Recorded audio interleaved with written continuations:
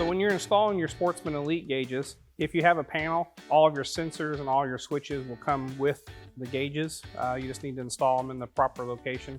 Oil pressure is your 21-pound switch. Water temperature is your 230-degree switch. Your fuel pressure and your water pressure will be a 3-pound switch, and your oil temperature will be a 270-degree switch.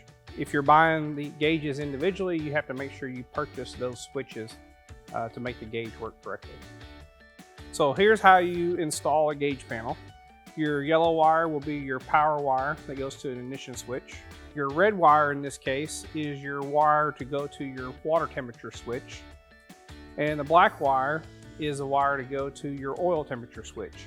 These switches, water temperature for instance, it screws into your intake manifold or into your radiator. And on your oil temperature switch, this either can be installed in the oil pan, the oil cooler, or in the oil tank.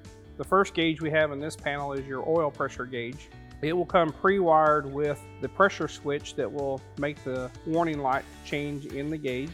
And then on the back of the gauge, you'll run your line from the back of the gauge or off this T to your engine. That's where you get your oil pressure from. So if you're getting this gauge individually, then you will need to purchase this T and this switch to be able to install this gauge correctly.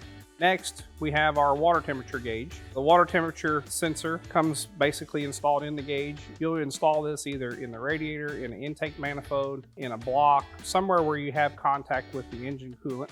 And then you also have the warning switch. This switch is a 230-degree switch. So when the water temperature gets to 230 degrees, it'll change the warning light in the gauge. If you're buying this gauge individually, the only thing you'll have to purchase is this switch. Next, we have our fuel pressure gauge.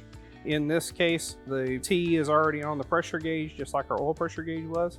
And then it also has a low pressure switch installed. This switch is a 3-pound switch. It's already wired in and everything. So all you have to do is connect your line to your fuel log. If you're going to get this gauge individually, you'll have to buy that 2-pound switch, and then you'll also need to purchase this T. Last on this one, we have our oil temperature gauge.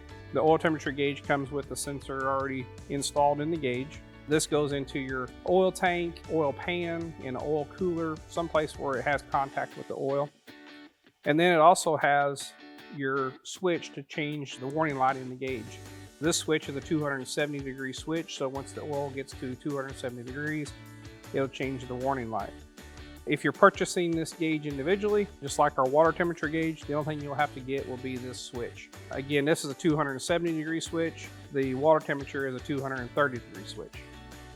Other gauge that we have is a water pressure gauge. Those pressure gauges will work a lot like the fuel pressure and the oil temperature gauge. If it's in the panel, it'll come with your switches and sensors. If not, we recommend a 3-pound switch with that, and then you'll also need to get the T for it.